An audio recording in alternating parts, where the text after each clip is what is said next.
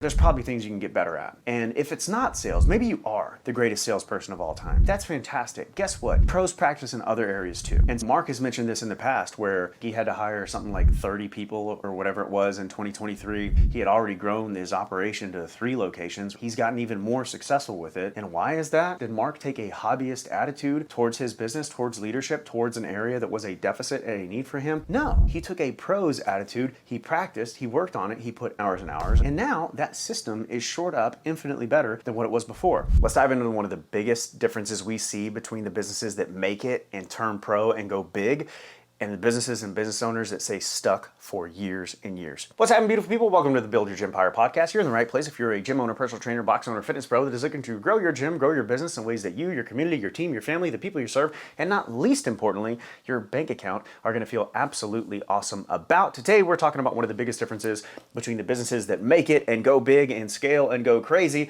and the businesses that stay stuck and become an island of just crushed dreams, sadness, misery, debt, and just overall feeling like a failure. And the answer there is turning pro. So if you were lucky enough to be part of the Gympire Mastermind a couple weeks ago, Mark did a great little micro talk on 17 ways for gym owners to turn pro. And there was a bunch of good stuff in there. And I just wanted to add a tiny micro piece that we noticed. We had a client that actually took a month off. You might have heard me mention him a while back. Really tall, handsome Max, and just a complete bastard of a guy, right? How do you get to be that tall and that handsome?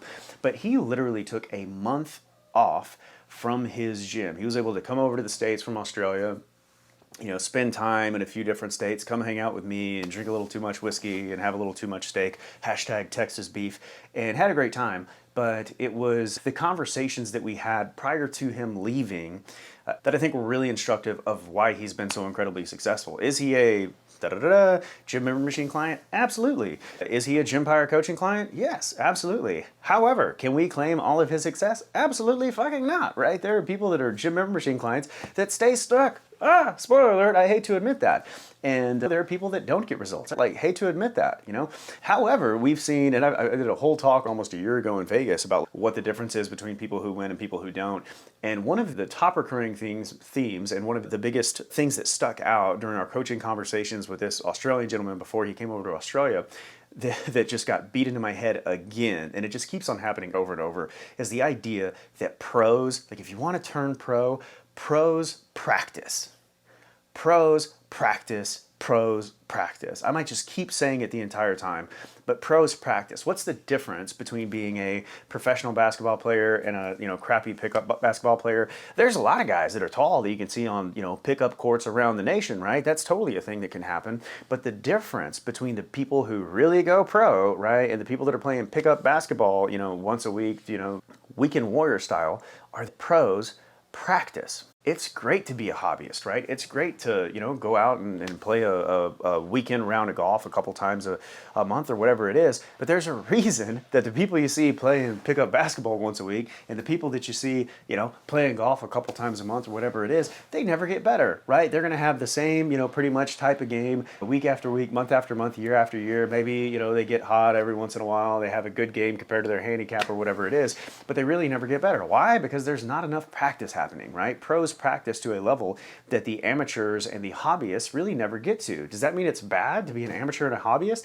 Absolutely not. However, where there is a problem is when you want to have professional results with a hobbyist attitude and a hobbyist work ethic and a hobbyist practice schedule. And so we see this a lot in the sales side of things, right? Where people will learn a new script, learn a new process, what have you. And it's like, all right, I've watched, let's go do some consults. And they'll never review the game film. They never actually get better. They never practice it and work on it.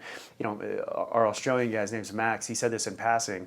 He's like, yeah, I look like a nut job doing this freaking sales script in the mirror for hours on end before he actually got good at it. And the thing about Max is that he is as tall and handsome and everything else as he is. He's pretty talented as a salesperson as well. In fact, we just had another example of a guy who filmed a testimonial with him today that was he was at 90K before he came to us. In his first month, now he's up to 115K a month.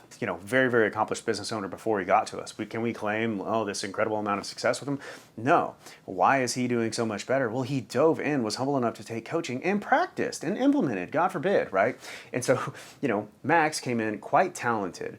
He was probably in the top 5 to 10% of gym owners when it came to overall sales skill and things like that. However, he wants to build a professional business. He wants to build a business that grows without him. He wants to build a business that allows him to travel for a month on end and still have the business stink and grow. And what's the difference between someone like Max, who's able to, grow the gym from not very big to being able to have a very, very significant income? I don't want to give his revenue numbers. I didn't ask him if I had permission for that. But a very, very significantly successful business, right? A business that most of you probably listening to this would be somewhat envious of. Well, what did Max do? Max took a fucking professional's attitude towards his business, and he saw a skill as a deficit, and he practiced it in the mirror on end for hours.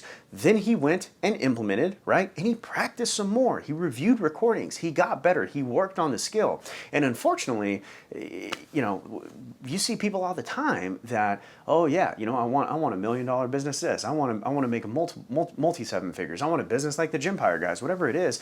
And when it comes to actually working on the business, like I don't want to do that. Right? I don't need to practice. I'm the world's best closer. Spoiler alert, there's probably things you can get better at. And if it's not sales, maybe you are the greatest salesperson of all time, right? That's fantastic. Guess what?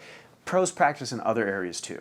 And so, Mark has mentioned this in the past where he had to hire something like 30 people or whatever it was in 2023. And he's mentioned, yeah, I thought I knew how to hire. I thought I was pretty good at hiring people. He had already grown his operation to 3 locations, right? And he's at 4 now, I think going on 5, all that fun stuff. And he figured out, I might need to work on this, right? And guess what? He's gotten even more successful with it. The team is stronger than ever. They're scaling up even more than ever. And why is that? Oh, well, gosh, did Mark take a hobbyist attitude towards his business, towards leadership, towards an area that was a deficit and a need for him? No. Right? He took a pro's attitude, he practiced, he worked on it, he put hours and hours and hours, I think he said hundreds of hours or whatever it was, last year into hiring, and now that system is shored up infinitely better than what it was before. For me, right, in this business, in the gym member machine, that I've scaled a lot of things. I have not scaled a marketing agency. Every new sort of step of revenue growth and team and everything else is a new frontier for me as an agency, coaching program, whatever you want to call it, owner. And I have had to develop myself and it is a work in progress, right? Like this is not you practice one time and then you're good, which I think is maybe where folks get mixed up, right? It's, oh yeah, I'm gonna shoot some threes, right, before we go play the pickup game. Or I do one day of shooting around and practicing and developing skills. Well, you don't get professional results that way, right? If you want to become a world-class leader, like I fully anticipate having to put hours and hours and months into developing myself as a leader so that we can grow and scale this organization to the level that we want to get it to. And I hope that I have the maturity to understand that I'm going to have to take a very professional mindset towards this, right? Me reading one leadership book or doing one leadership course or having one tough conversation with a team member, doing one quarterly review, whatever it is not going to be sufficient for us to get to the level where we're trying to get to. Because I'm trying to get to a professional level, right, in this business. I'm trying to not just, make the league and get my first contract and whatever. Like, I want us to be the GOAT of companies in this space. Well, like you talk about the GOATs, right? They have absolutely legendary, notoriously just psychotic work ethics, right? Watch any of the documentaries on the GOATs and you'll see that. And so what I would, invite you to consider is, are you looking for professional results with an amateur work ethic, with an amateur attitude? Are you missing on the basics, right? Are we looking at our numbers consistently? Are we professional in that regard? Or are you just getting a P&L once a year from a shitty accountant, right? Like, well, that's probably not going to yield professional results. On the sales side, did you read a course or watch a video one time, get motivated, and then say, oh, okay, yeah, like I'm the world's best closer? Or are you reviewing your game tape? Are you practicing those things? If it's training, right? Are you taking a professional attitude towards your training session and consistently working with your coaches, your training team, or yourself, right? If your training team is you, on making the product, continuously making the product better? Or are we taking an amateur's attitude? Yeah, I did a certification however many years ago, and I've been training people a long time. I don't need any more development here. I'm the best ever. Well, maybe you are. That's possible. Does your data reflect that? If you don't have your data, there's another reason we need to turn pro, right? There's another area of expertise that we kind of might need to consider turning pro at. So, I hope I'm not coming off too harsh here. It's something that I've certainly had to deal with personally and in my businesses over the years. And to be very clear, guys, like I want nothing more than for you to be wildly successful, right? For you to have a gym that you're absolutely proud of, that provides the type of life and the type of income that allows you to live the life that you want to live, that allows you to take a month off and have a great team back at home and have the business grow without you. Like I want nothing more than that for you. However, I think, I've just talked to way too many people over the years that want that type of result without putting in a professional type of effort, without taking a professional's mindset of doing the shit that needs to be done, the boring grind on a day-to-day basis, week after week, month after month, year after year. I want you to be able to achieve the things that you want to achieve.